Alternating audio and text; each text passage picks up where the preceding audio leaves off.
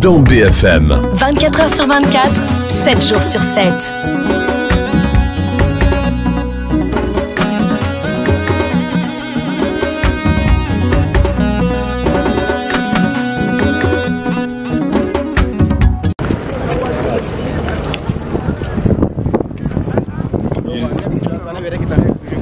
De l'artisanat, de la culture, de l'industrie hôtelière et du tourisme. Mesdames et messieurs les ministres, messieurs les représentants des institutions de la République, honorables vice-présidents du Conseil national de transition, messieurs les anciens premiers ministres, mesdames et messieurs les représentants du corps diplomatique, monsieur le gouverneur du district de Bamako,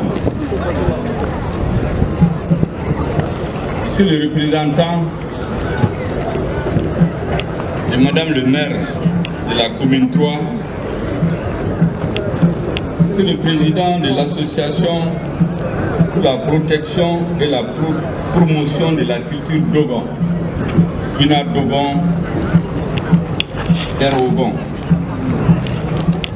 Mesdames et messieurs, les membres du bureau exécutif national de Guina Dogon,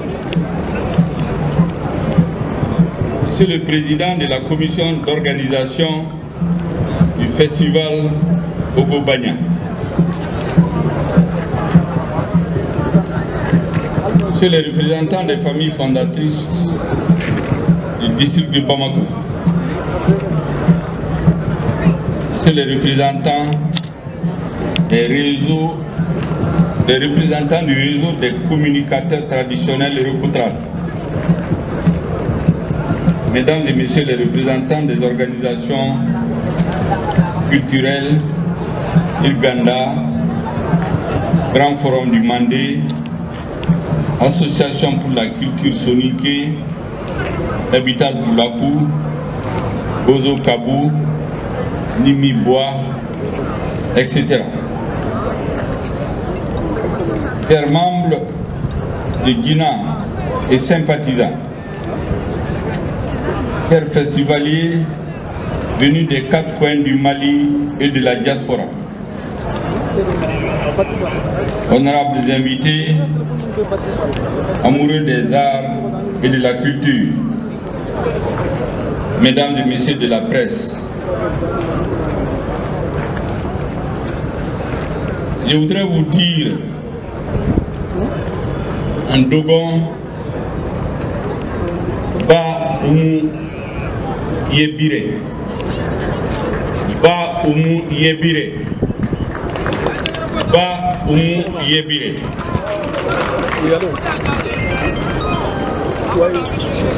Mesdames et messieurs, c'est à la fois un honneur et un immense plaisir pour moi de m'adresser à vous, du Guina réunis, à l'occasion de la cérémonie d'ouverture de la 7e édition du Festival Dogon Ogobanya, de souhaiter la chaleureuse bienvenue à tous à cette grande fête culturelle malienne. À mes cousins Dogon, je voudrais dire Amba Yedile, merci pour l'honneur de cette invitation. Distingués invités, mesdames et messieurs, la 7e édition du festival Ogobanya se tient à un moment où notre pays, résolument décidé à prendre son destin en main, a été mis sous sanction de manière injuste et illégale par les pays de la CEDEAO et de l'UEMOA. Je voudrais dire ici de façon clair que nous rejetons énergiquement ces sanctions scélérates et inhumaines que rien ne justifie, prises contre notre peuple et notre pays, avec comme objectif de déstabiliser les institutions de la transition et in fine de déstabiliser notre pays. Le peuple résilient du Mali, j'en suis convaincu, relèvera le défi à l'image de ce festival qui symbolise, s'il en était besoin, la résilience de notre nation. Festival Ogo-Bagna de cette année se tient également au lendemain de la célébration du 61e anniversaire de la fête de notre armée. Je voudrais ici saluer notre vaillante armée, nos femmes qui enregistrent depuis quelque temps des victoires remarquables, sinon exceptionnelles, sur les forces du mal, les groupes terroristes.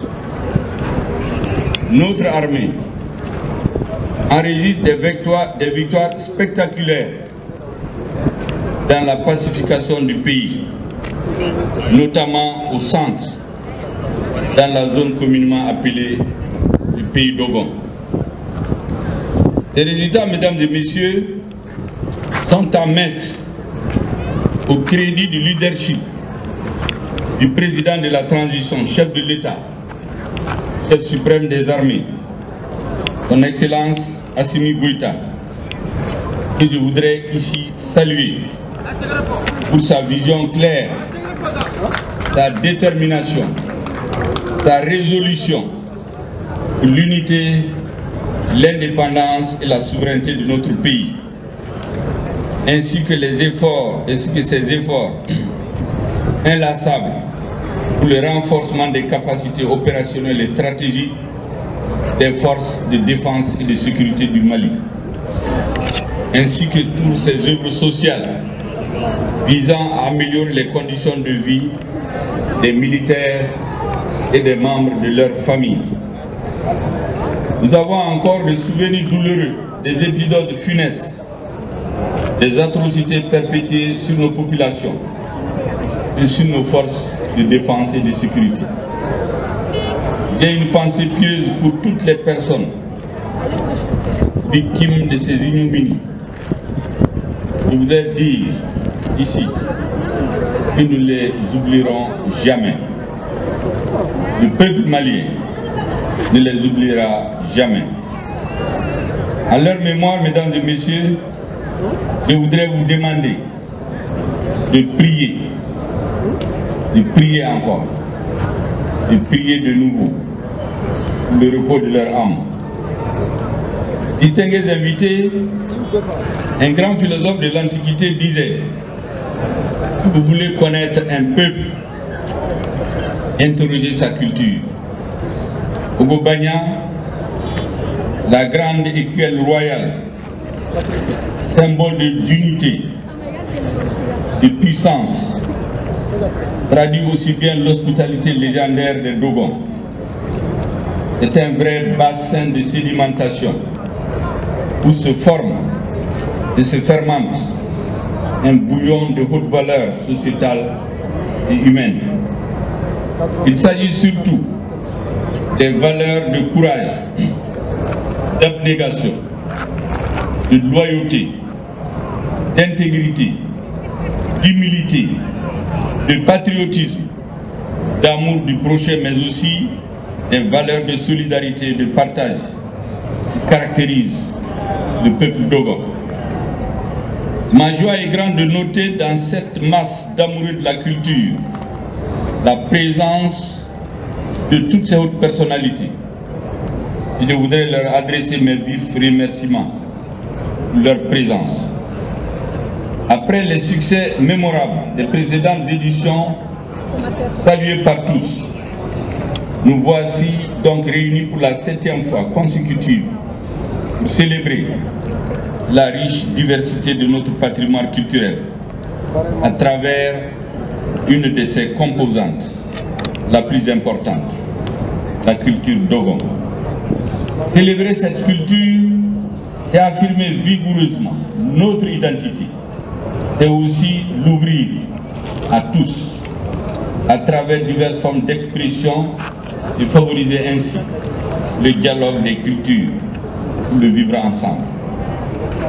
L'événement qui nous réunit cet après-midi, mesdames et messieurs, s'inscrit à droite ligne de la vision du président de la transition, celle de la refondation en vue de répondre aux aspirations les plus profondes de notre peuple. La paix, l'unité nationale, la vision de faire du Mali une nation réconciliée, résolument tournée vers son destin, résolument tournée vers l'avenir. L'homme malien doit être mis au cœur du vaste chantier de refondation qui lui-même doit prendre son socle dans notre culture, notre héritage commun que nous devons préserver à tout prix et valoriser. Le président de la transition a instruit le gouvernement de faire de nos valeurs endogènes, ancestrales et culturelles le ciment de la refondation de notre pays. La culture, mesdames et messieurs, est une arme séculaire de prévention et de résolution des conflits dans notre pays. Elle est aussi source d'initiative pour réconcilier les cœurs et les esprits, pour consolider la cohésion nationale. Je demeure convaincu que la paix dont dépendent le présent et l'avenir des peuples demeure une nécessité vitale. Mais la culture, c'est aussi un puissant levier de développement économique, harmonieux et durable. Mesdames et messieurs, notre grand sage, Amadou Ampateba, le sage de Bandiagara, disait, je cite, « Celui qui réunit son patrimoine culturel, spirituel, se déshérite. En même temps qu'il ouvre une faille, il arrache dans le livre de l'humanité. » Fin de citation. Car une société sans culture est comme un arbre sans racines, disait un autre grand penseur de l'Antiquité. Le festival culturel Dogon démontre à quel point le peuple Dogon reste attaché à sa culture. Je voudrais ici, très sincèrement, me réjouir de la tenue régulière de cette manifestation qui force l'admiration et qui a su trouver une place de choix dans l'agenda culturel comme un des plus grands rendez-vous culturels de notre pays. L'occasion est opportune pour saluer très respectueusement et féliciter Guina Dogon et à travers elle le vaillant peuple Dogon qui œuvre inlassablement pour la préservation de sa culture. La culture, c'est l'ADN du peuple, un puissant et authentique marqueur d'identité. C'est le président de Guina Dogon, distingués invités. Pour beaucoup, Ogobanya est simplement un festival, mais bien plus, il est un immense chantier de résistance, de réconciliation, de reconstruction et de revalorisation de l'homme humain. Il contribue également à la restauration de l'image de marque du Mali, creuset d'histoire, de civilisation, de traditions multiséculaires. Cette 7e édition est aussi l'occasion de rappeler à nos populations les valeurs qui ont longtemps fait la force de notre nation, sa cohésion, valeurs qui aujourd'hui sont menacées. C'est pourquoi je salue le présent festival qui, depuis sa création, œuvre au rapprochement et à l'intégration des communautés à travers la culture, à l'image du village du Mali que nous allons visiter dans quelques instants. Village subdivisé en quartiers où vivent dans la parfaite symbiose toutes les composantes ethniques de notre peuple. Songoï, Peul, Dogon, Malinké, Soninké, Senoufo, Arabe, Touareg, Bobo, Menyanka, Bozo, etc. La mosaïque de culture exprimée durant ce festival repose sur des formules clés qui ont favorisé pendant des siècles un brassage fécond, une culture de paix fondée sur la connaissance et la reconnaissance mutuelle des valeurs identitaires des communautés qui la composent. Comme aime à le rappeler, mesdames et messieurs, le président de la transition, je cite, « Il ne peut y avoir de développement harmonieux et durable sans la prise en compte des valeurs culturelles fondatrices de notre société. » Fin de citation. Le Mali ne renaîtra de ses cendres que lorsque les Maliens retourneront aux sources, aux valeurs ancestrales, pour interroger la science qui sommeille dans l'art de gouverner des rois et des chefs coutumiers, la science qui réside dans la pratique des guérisseurs et l'immense savoir inexploré qui dort dans les mécanismes traditionnels de prévention.